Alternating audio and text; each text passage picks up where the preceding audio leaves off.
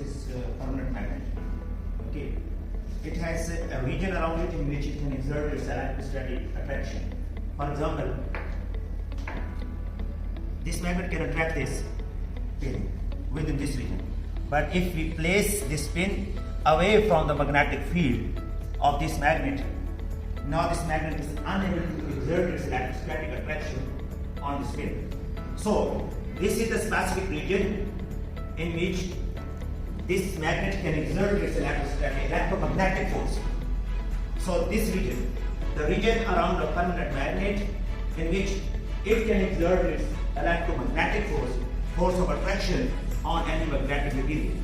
This is basically magnetic field. Magnetic field of permanent magnet can be traced on paper with the help of this compass needle. So we are going to now draw the magnetic field of permanent magnet. For this, we have to have apparatus. These are called thumbprints. This is triangle. This is paper magnet. First of all, draw the boundary of permanent magnet with the help of lead pencil. It has been drawn. Now this is the north pole. Let's suppose this is north pole and this is south pole.